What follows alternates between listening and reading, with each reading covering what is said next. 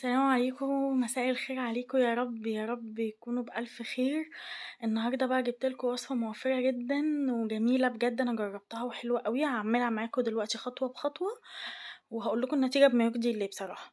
أنا هنا عملت الزبدة النيوزيلندي، هاقول لكم عملتها إزاي. أنا هنا جبت كوباية لبن مش مغلي، ما يكونش مغلي أهم حاجة، وحطيته في الخلاط، وهاجيب عليها كوباية سمنة أو زبدة اللي عندكم. دي كانت زبدة فرن، أنا خدت منها كوباية، نفس الكوباية اللي هاعاير بيها اللبن هاعاير بيها الزبدة، وهاضربها في الخلاط.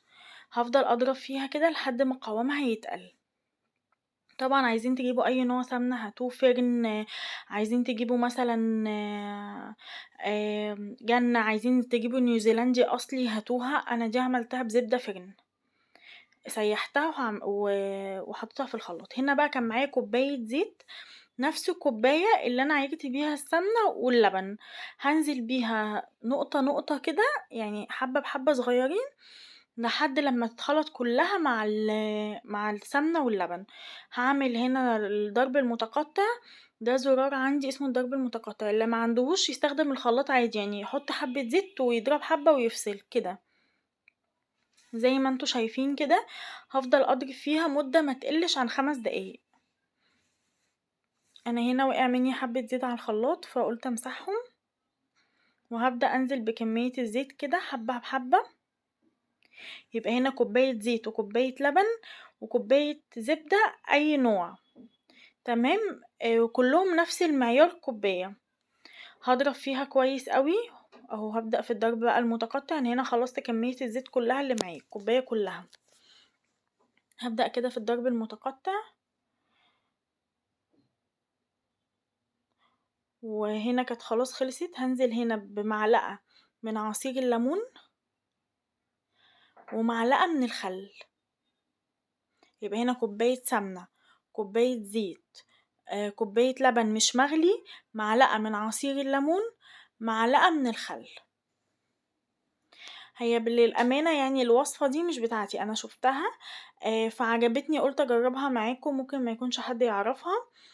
فقلت أجربها معاكم وأقول لكم بصراحة يعني وبما يرضي الله النتيجة طلعت ايه. هنا كنت خلاص ضربت الكمية كلها، بصوا شكلها عامل ازاي في الخلاط. هجيب بقى معايا ورقة زبدة أو كيس بلاستيك، هنا هرجع أضربها حبة كمان. هحضر بقى علبة وورقة زبدة أو كيس بلاستيك، وهحط الكيس البلاستيك في أرضية العلبة كده، بس هنا أنا حطيت ورقة زبدة، وهنزل فيها بكمية السمنة كلها. طبعا ورقة الزبدة أو الكيس عشان يسهلوا معايا السمنة بعد كده لما اطلعها من العلبة ما تبقاش لازقة في العلبة كده، لا تطلع معايا بكل سهولة. هنا اهوت انا حطيت الكمية كلها نزلتها من الخلاط. على فكرة انا دقتها، انا خدت من طرف المعلقة كده من غير تصوير، دقتها كان طعمها حلو جدا للأمانة يعني، وريحتها تحفة، نيوزيلندي نيوزيلندي يعني، مش مفيهاش اختلاف عن اللي برا. تمام. حطيتها هنا في العلبة. طبعا انا مستعجلة اعرف النتيجة، فرحت جاية جبت البواقي اللي في الخلاط، صفيته كله وحطيتها وسخنتها على النار كده، ده قبل ما تتجمد او اي حاجة. انا دخلتها التلاجة قعدت حوالي يعني بتاع 8 9 ساعات. تمام. حطيت بقى البواقي اللي باقية منها في الخلاط، حطيتها في طاسة وهقلي فيها بيضاية، وهقول لكم النتيجة. بصوا هي ساحت بسرعة ازاي. طبعا الطاسة لونها ابيض فسامحوني ان هي مش باينة قوي يعني. تمام. وهي بيضاية معايا هكسرها عليها،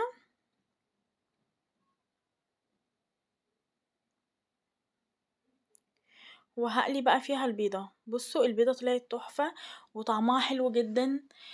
والطريقة بصراحة عجبتني يعني، كانت حلوة بصراحة ومش مكلفة خالص. يعني الكمية دي كانت حوالي كيلو الا ربع، يعني كمية الزبدة دي. هنا بعد ما طلعت من التلاجة اهي، بصوا بقى ورقة الزبدة او الكيس هيطلعها كده من غير ما تبقى لازقة في العلبة او تهدر مننا. هقطعها بقى كده حتة حتة بالسكينة وهوريها لكم شكلها عامل ازاي.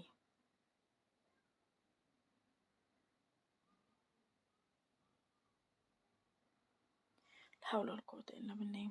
بُصّوا كانت دايبة كده، وريحتها وطعمها ولونها تحفة، كإننا جايبينها من برّه بالضبط. طبعًا أنا باحط الخل وال والليمون لإن دي تعتبر المادة الحافظة بتاعتها. أهي بُصّوا عاملة إزاي، أنا خدت منها حتة بصوابعي بُصّوا، تحفة، ولا هتسيح ولا أي حاجة. وكمان على فكرة إحنا ممكن نستخدمها من قبل ما نجمدها يعني عادي، أنا لمّا استخدمتها كان عادي يعني. أهو هانزل بيها بقى هنا في الحلة هنا هتبقى واضحة أكتر، وهاسيبها تسيح. أهي بُصّوا بقت عاملة إزاي، بتسيح إزاي. طبعًا أنا هاستخدمها هاعمل بيها رز، بُصّوا شكلها. هافضل كده معاكم وأقلِّب فيها كده لحد ما تسيح كلّها وأوريكم شكلها عاملة إزاي. لو أول مرّة تشوفوني اضغطوا share ولايك وsubscribe للقناة.